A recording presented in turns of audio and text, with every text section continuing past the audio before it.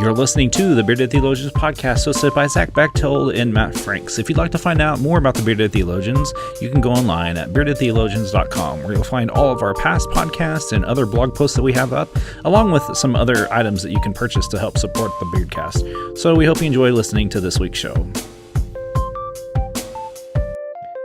You're listening to the Bearded Theologians podcast hosted by Matt Franks and Zach Bechtold. So this week, looking at kind of the lectionary and just when we were kicking around ideas, we thought we'd talk a little bit about the good old John the Baptist. And so, Zach, as you think about John the Baptist in your -6-degree weather, what stirs up in your mind? If you're watching the video, despite the sun that's blasting my eyes right now, it's cold outside. And that's about all I can think about. So John the Baptizer, see what I did there? I like him because he brings such a different voice and way to pave this way. Earlier in Luke, in the first chapter, you start with the prophecy of who Zechariah's prophecy of who John's going to be, and bringing paving this way for the Messiah, for the one to come. And then you get over into who John is in chapter 3 and the work that he begins to do. And you find in verse 4 this Isaiah speaking about John, about the one to come. And he says he's going to be a voice shouting in the wilderness, preparing the way for the Lord's coming, clear the road for him. The valleys will be filled, and the mountains and hills made level. The curves will be straightened and the rough places made smooth, and then all people will see the salvation sent from God. And it's really interesting that when we think about this line of Jesus, that Jesus would need anyone to pave the way for him, to make room, to create a buzz, to do anything, because it's Jesus, right? And yet we have this precursor. We have John to come in and begin to stir the pot a little bit, if you will. I like to think of John as somebody who just comes in and mixes it up, stirs it up, and begins to unsettle the world around him, so that when Jesus comes in, he doesn't have to do that work. He just gets to come in and be Jesus. And so I think, how often do we have to do the same thing, right? That we either need to do it for the people around us. We stir the pot a little bit so that when somebody else comes in, they hear something different, right? Or we even do it for ourselves through sermon series or conversations that we have. We intentionally stir the pot a little bit here and there so people hear what we really are wanting to say and do. And so we do these kinds of things all the time in the church. And John's one of those really scruffy, abrasive people that we get to look to and be like, today I get to wear camel and eat locusts and just go nuts, and that's a fun way to be, but it's a good reminder that, hey, sometimes in what we do, we stir the pot a little bit. I always, and I said this in my I do a Tuesday morning Bible study online with my associate pastor during Advent. We're having some fun with it. And I said this on Tuesday, and I really do believe John's the hype man for Jesus. Oh, for sure. 100%. And I say that because I think of John, like this, scruffy looking guy who's standing there and he's talking to these people, he's baptizing, he's doing his thing. And, he's like reciting this line of trying to get people excited, trying to get people pumped up. I can kind of see it and you'd have to listen to, if you don't know what a hype man sounds like, I'm sure you could Google one and listen to Google Lil John. You'll get the essence of who John the Baptizer is. But I think if you did that, and you did it in that, and you heard it, and you heard what a hype man sounds like, and you put that line that he's reading from the prophet Isaiah in hype man mode, it kind of gets you a little excited about the coming of Jesus. It does.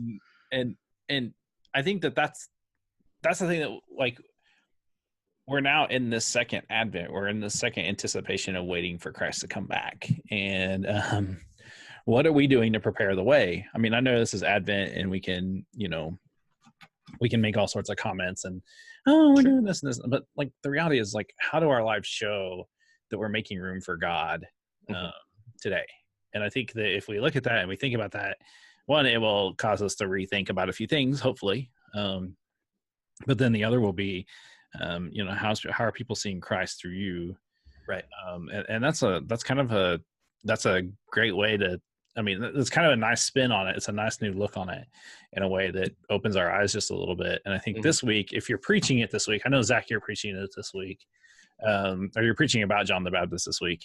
Right. I think one of the things you could draw into is how are we being hype men for Jesus, or hype people, to be a little bit more all inclusive. And I think that when we think about that, how can we be a hype man for Jesus? What are we doing? How are we helping people prepare their ways for the Lord? Like, that question that I've been thinking about it a lot this week is, how is it with your soul? The good old John Wesleyan group question. That's a good question for Advent.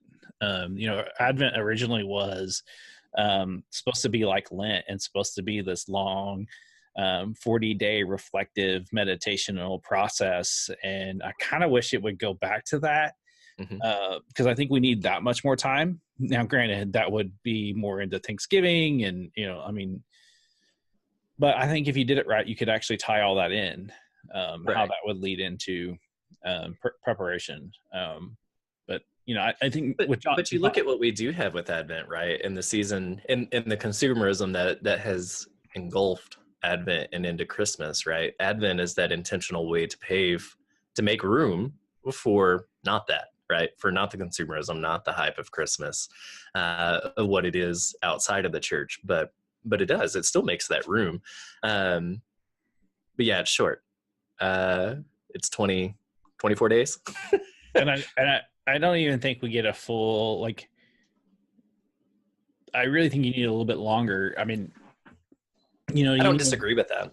And maybe that might be something I think about next year is like, hey, we're actually going to start it. Like, we don't have to decorate until the first official Sunday of Advent, but actually really start. Right.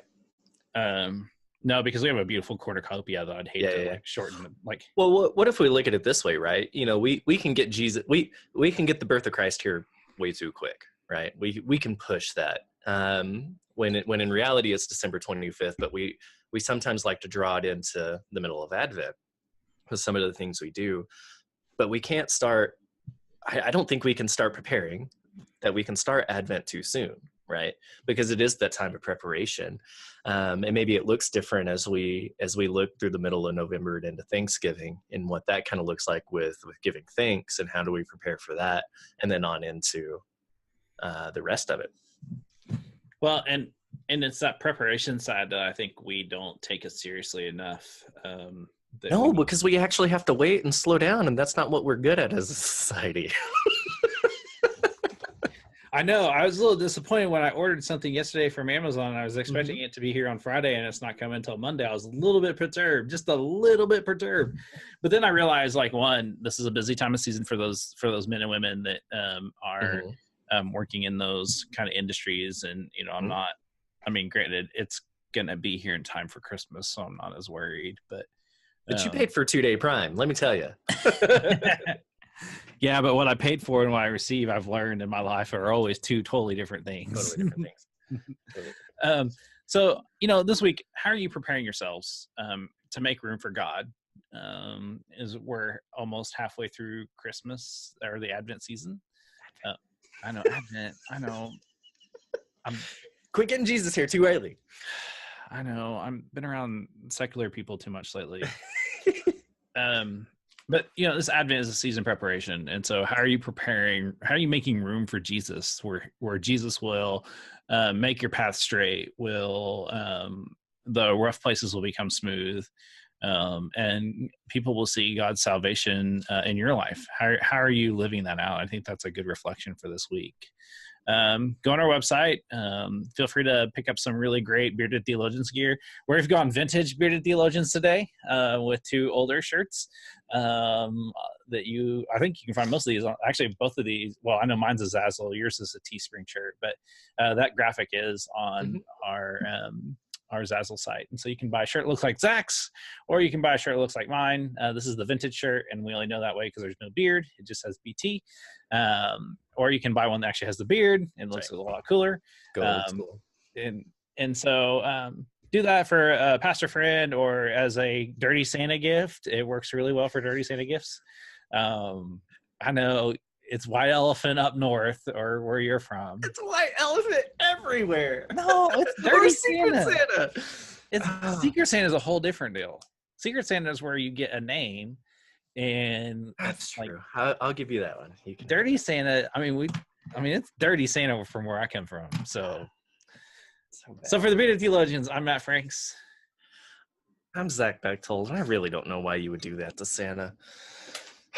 Thanks for checking us out.